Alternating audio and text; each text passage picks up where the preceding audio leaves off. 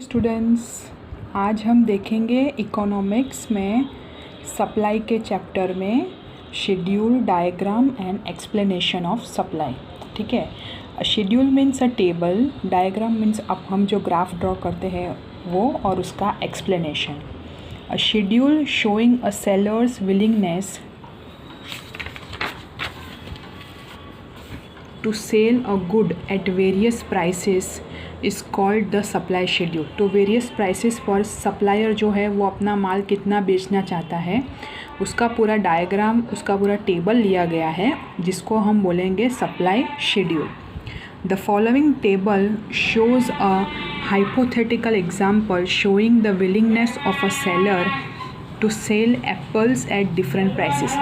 ये किसी वेबसाइट पे से नहीं लिया गया है, ये एक हाइपोथेटिकल एग्जाम्पल है, यानी कि अज्यूम्ड डेटा है, अजम्पशन डेटा है। ठीक है, तो अगर एप्पल्स की प्राइस 50, 60, 70, 80, 90 रुपीज़ पर किलो है तो इस प्राइस पे सप्लायर जो है वो कितने एप्पल्स सप्लाई करता है केजीज़ में। ठीक है, तो बट ऑब्वियस है कि सेलर अपना प्रॉफिट देखेगा, उसको पर केजी जितना भाव ज़्यादा मिलता है उतना उसके लिए अच्छा होगा। ठीक है, तो 90 पे हमेशा ज़्यादा क्वांटिटी ही रहेगी।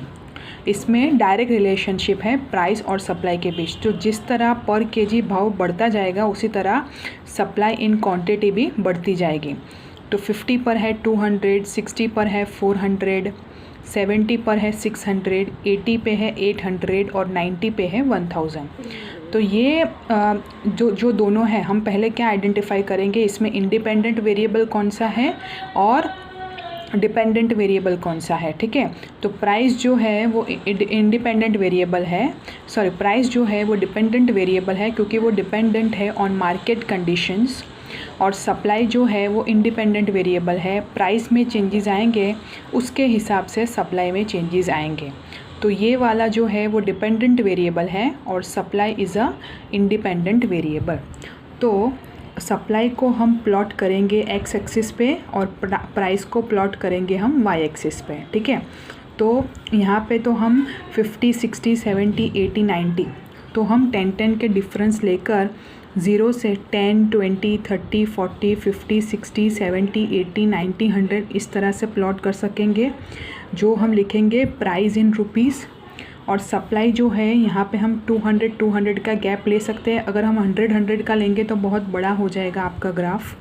तो प्राइस 200, 400, 600, 800 और 1000 और 1200 एक ज़्यादा ले लिया है ताकि ग्राफ जो है वो अच्छा लगे, और यहाँ पे ऑलरेडी 90 है तो हमने 100 तक ले लिया है।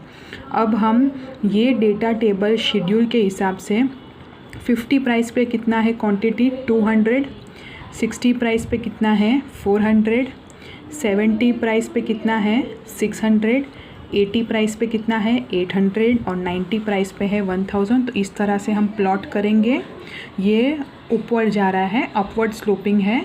ये पॉइंट्स लिख देंगे ABCD बताने के लिए कि ये 5 पॉइंट्स हैं, और SS लिख देंगे क्योंकि ये सप्लाई कर्व है। ठीक है, तो इस तरह से हम सप्लाई कर्व का प्लॉट करेंगे। अभी आपको क्या करना है, ये वाला जो डायग्राम है, ग्राफ है, वो आपको आपकी बुक में ड्रॉ करना है। ठीक है, तो यहाँ पे जितनी गैप आपने ली होगी उतना आपको यहाँ पे लिखना पड़ेगा। ठीक है, और प्राइस में भी जितनी गैप ली होगी आपको लिखना पड़ेगा। फॉर एग्ज़ाम्पल आपने एक्स एक्सिस पे लिया है सपोज़ 5 सेंटीमीटर का गैप और 200 का गैप है तो 200 kg।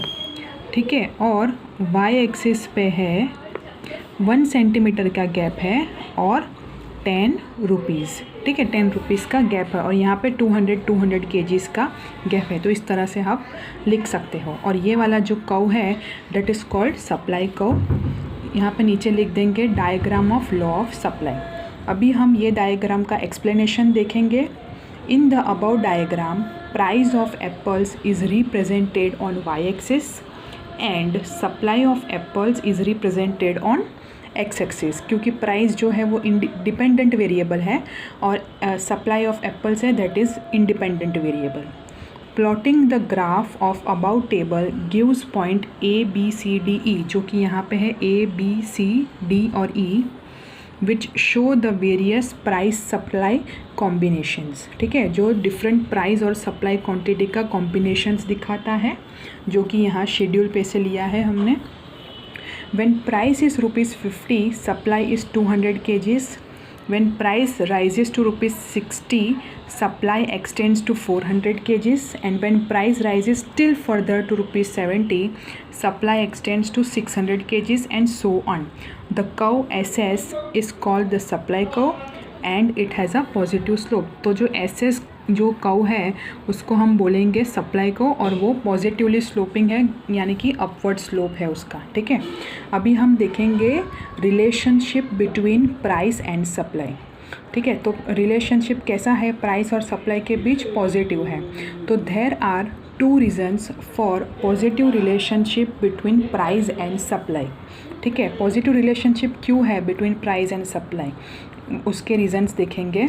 Sellers pursue the objective of profit maximisation and when price rises they see the possibility of increasing profits, thus they supply more at a higher price. It is but obvious कि seller जो है वो अपना profit maximisation करने के लिए ही market में अपना माल बेचता है। तो अगर ज़्यादा प्राइस मिल रहा है पर केजी तो वो ज़्यादा एप्पल्स सप्लाई करेगा।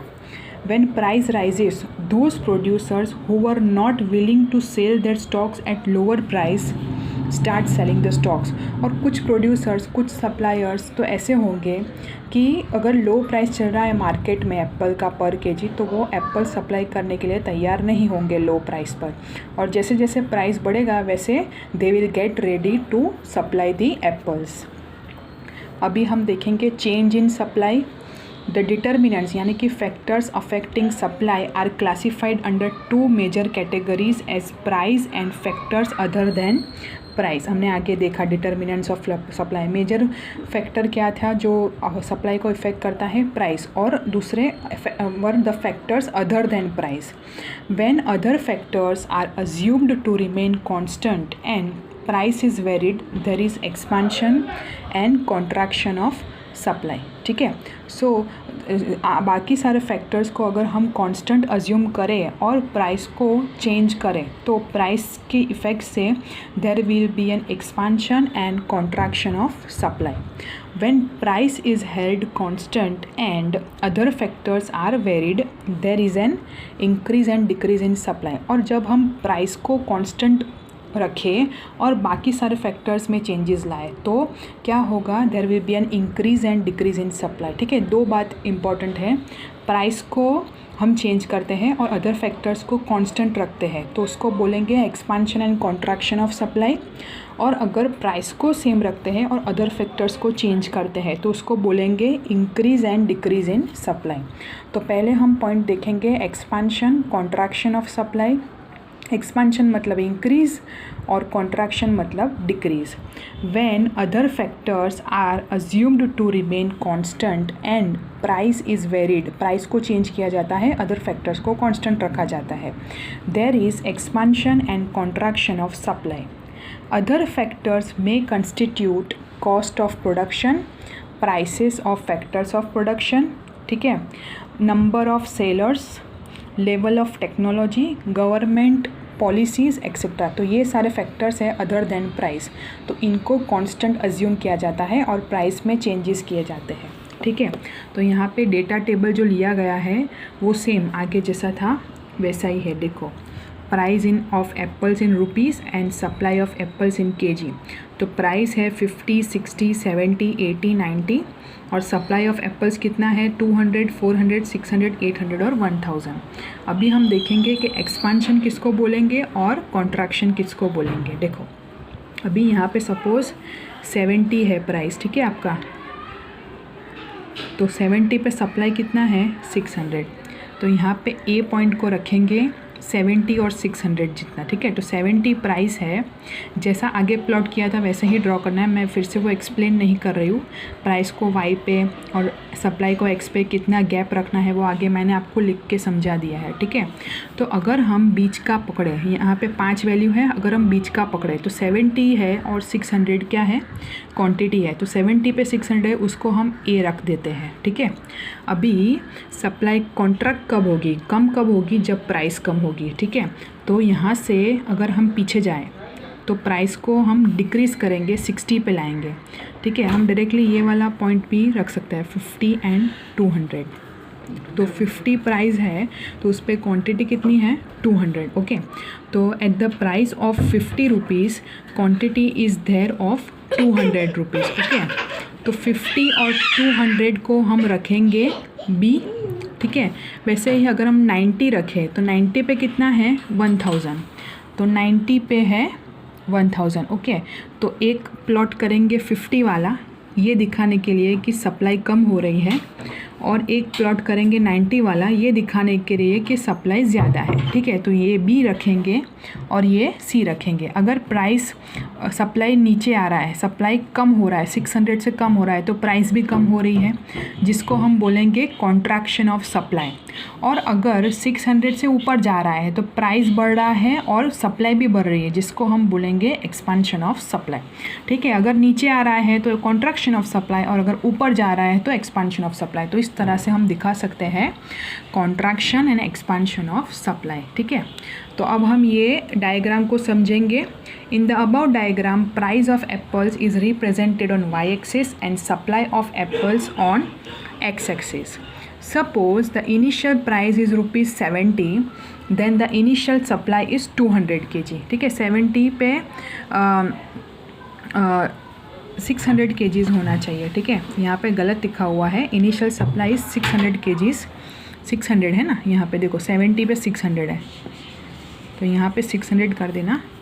When the initial price is 70 था तो उस टाइम सप्लाई क्या थी एप्पल्स की, 600 kgs, जो कि यहाँ पे दिखाई है हमने, which is seen as point A, ठीक है।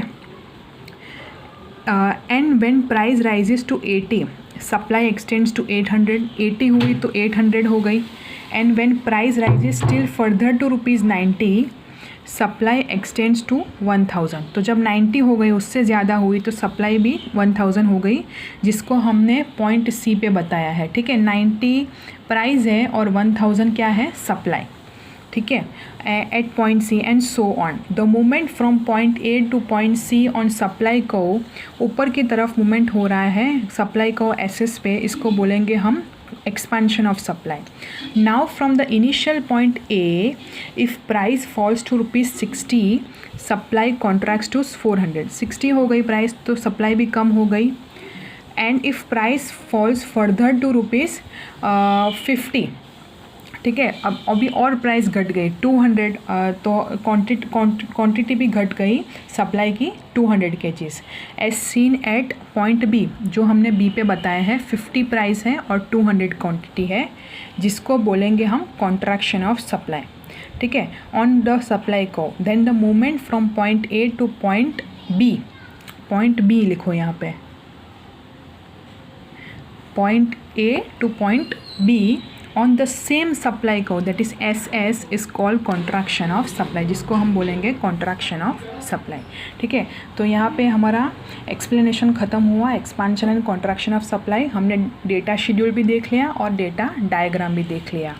अभी हम देखेंगे इंक्रीज डिक्रीज इन सप्लाई। अभी एक्सपांशन और कॉन्ट्रैक्शन में और इंक्रीज डिक्रीज इन सप्लाई में हमने आगे देखा क्या डिफरेंस है। यहाँ पे अदर फैक्टर्स को चेंज किया जाएगा और प्राइस को कांस्टेंट रखा जाएगा, ठीक है। व्हेन वन फैक्टर और some factors other than price change in favor of the supply of a good, then there is a rightward upward shift in the supply को। तो अगर प्राइस के सिवाय अदर फैक्टर्स में चेंजेस हो रहे हैं, वेराइटीज़ आ रही है, तो सप्लाई में उसकी वजह से, ना कि प्राइस की वजह से, अदर फैक्टर्स की वजह से इंक्रीज़ या डिक्रीज़ हो रहा है, तो उसको बोलेंगे इंक्रीज़ या फिर डिक्रीज़ इन सप्लाई। अगर इंक्रीज़ हो रहा है तो इंक्रीज़ इन सप्लाई, डिक्रीज़ हो रहा है तो डिक्रीज़ इन सप्लाई। तो हम लेंगे एग्जांपल कॉस्ट ऑफ प्रोडक्शन का। अगर कॉस्ट ऑफ प्रोडक्शन घटती है prices of factors of production घटते हैं, स्टेट ऑफ टेक्नोलॉजी इम्प्रूव होती है तो हमें ज़्यादा प्रोडक्शन मिलेगा, नंबर ऑफ सप्लायर्स ज़्यादा होंगे, ठीक है, government policies favour of product में चेंज हो रही है, then even if price of a good remains constant, price तो सेम ही है पर ये सारे जो अदर फैक्टर्स है अदर देन प्राइस उसमें पॉजिटिव चेंजेस आ रहे हैं, तो its supply increases as the entire supply curve shifts to the right, ठीक है, सप्लाई प्राइस के चेंजेस के बिना सप्लाई बढ़ रही है, ठीक है। इफ़ दिस फैक्टर्स चेंज यानी कि other factors change against the supply, reverse में जा रहे हैं, then at the same price supply decreases as the entire supply को शिफ्ट्स टू द लेफ्ट, तो सप्लाई को पीछे आ जाएगा, लेफ्ट में आ जाएगा। अगर सप्लाई इंक्रीज हो रहा है तो सप्लाई आगे बढ़ेगा, राइट में बढ़ेगा। This happens when the cost of production rises, prices of factors of production rises, technology becomes expensive, number of suppliers decrease हो रहा है, government policies change against the supply of a product and so on. तो यहाँ पे हम table देखेंगे, price क्या हो रही है, सेम है, ठीक है, सप्लाई तो भी बढ़ रही है, ठीक है, तो अदर फैक्टर्स की वजह से बढ़ रही है। तो एक तो पहले प्राइस, जो प्राइस का लाइन है वो हम कांस्टेंट कर देंगे और 2 पॉइंट को दिखाएंगे, पहले 300 था, ठीक है, 300 उसको ए दिखाएंगे, बीच वाला है इसलिए ये वाला बताएंगे, फिर ये वाला बता देंगे डिक्रीज़ के लिए और ये वाला इंक्रीज़ के लिए बता देंगे। अगर 500 हो गई है तो सब S1 से S3 हो जाएगा, और अगर 200 हो गई है, सॉरी 100 हो गई है, आप 200 भी दिखा सकते हो, कोई दिक्कत नहीं है, आप 200 400 भी दिखा सकते हो, 100 500 भी दिखा सकते हो। तो यहाँ पे आपको 200 और 400 दिखाया है। तो अगर 300 से 400 हो रहे तो उसको इंक्रीज़ बोलेंगे, और अगर 300 से 200 हो रहे तो उसको डिक्रीज़ बोलेंगे। अलग अलग नाम दे देंगे, S1 S1, S2 S2 और S3 S3, ठीक है। अगर लेफ़्ट में आगे जा रहा है, देखो ये आगे जा रहा है, ठीक है, और ये क्या आ रहा है, पीछे आ रहा है। प्राइस क्या है, 20 रुपीज़, स्टेगनेंट है, कांस्टेंट है, ठीक है। तो इंक्रीज़ आगे जाएगा तो इंक्रीज़ बोलेंगे, पीछे आएगा तो डिक्रीज़ बोलेंगे। तो ये हो गया हमारा representation increase and decrease in supply का। एक्स एक्सिस पे जो है 100 200 वो दिखाई देंगे, और प्राइस तो 10 20 जैसे आगे हमने दिखाया था वैसा ही दिखा देंगे, ठीक है।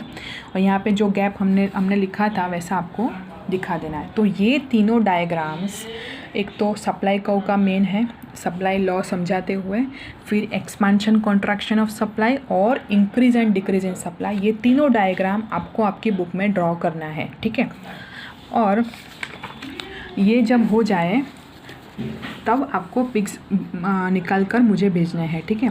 So in the about diagram price is represented on y-axis and supply is represented on the x-axis. Initial supply curve is S1 where at the price of ₹20 the supply of apples is 300 kgs, which is depicted by point A on the supply curve S1. When price remains constant at ₹20 but one or some of the other factors change in favor of supply of apples, then the supply curve shifts to the right to S3 and the supply of apples increases to 400 kgs, which is depicted by point C on S3, ठीक है। अगर increase होता है तो यहाँ C दिखाया गया है, S3 पे 400 kgs हो गया है 300 से, ठीक है। Now if one or some of the other factors changes against the supply of apples, then the supply curve shifts to the left to S2 and the supply of apples decreases to 200 kgs, which is depicted by the point B on S2। अगर पीछे आ रहा है तो decrease हो रहा है, 300 से 200 हो गया, जो पॉइंट B से दिखाया गया है S2 सप्लाई कर्व है। तो इसी डायग्राम को समझाया गया है, तो आप ये एक बार गो थ्रू कर लेना, और ये तीनों डायग्राम्स आपको ड्रॉ करके मुझे पिक्स भेजने हैं, ओके। अगर कुछ भी डाउट हो तो मुझे पूछ लेना। हम नेक्स्ट लेक्चर से exceptions to the law of supply से स्टार्ट करेंगे, okay. Thank you so much.